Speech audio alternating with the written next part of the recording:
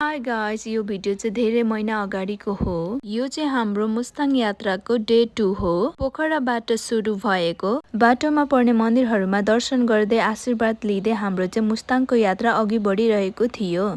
हामी चाहिँ मन्दिर पुगेर पनि फर्किँदै त्यहाँबाट हामी चाहिँ पुग्यौं काली गण्डकी माथि बनेको झोर्लुङ्गे पुल, जुन चाहिँ एकदमै लामो झोर्लुङ्गे पुल थियो। पुल माथि हिँड्दा चाहिँ मलाई हल्का डर लागिरहेको थियो, किनभने त्यहाँ माथिबाट हेर्दाखेरि तल खोला र बाटोहरू निकै गहिराईमा रहेको देखिरहेको थियो। तल बगिरहेको काली गण्डकी नदी, वरिपरि रहेका अग्ला अग्ला पहाडहरू, हावाको आवाज र प्रकृतिको शान्त माहौलले यो क्षण झन विशेष बनाएको थियो। यहाँबाट सुन्दर हिमाल पनि देख्न सकिन्छ। हामी चाहिँ आधी बाटोसम्म पुग्यौं र भिडियो फोटो बनाएर त्यहाँबाट फर्क्यौं। मुस्ताङ यात्रा गर्दै गर्दा कति धेरै झरनाहरू पनि देख्यौं।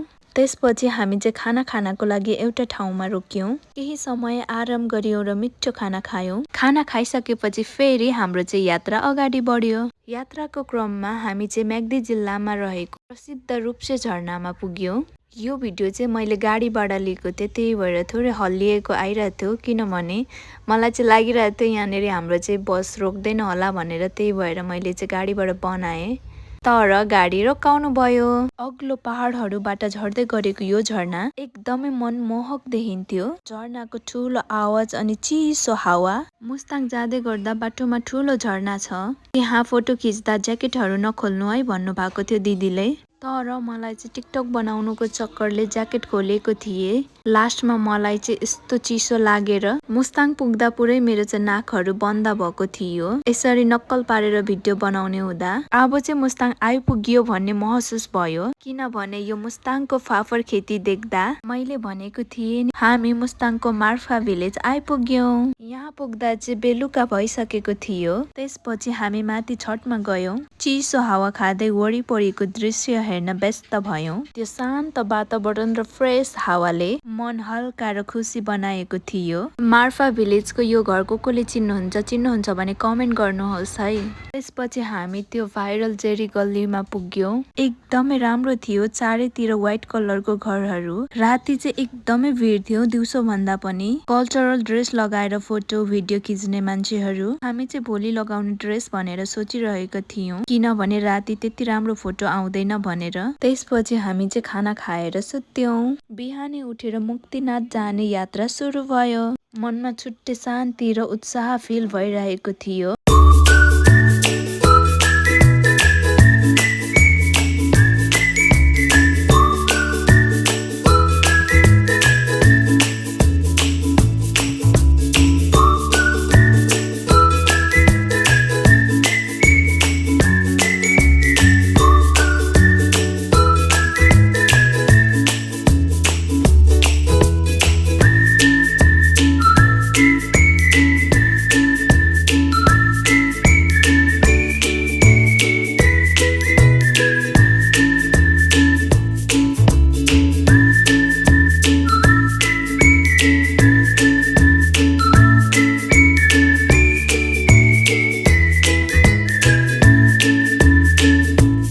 कागबेनी मुस्ताङ पुगेर फोटो भिडियोहरू खिच्यौं। त्यसपछि हाम्रो मुक्तिनाथ मन्दिरको यात्रा अघि बढ्यो। मुस्ताङमा चाहिँ दिउँसो घाम लागे पनि एकदमै चिसो हुने रहेछ।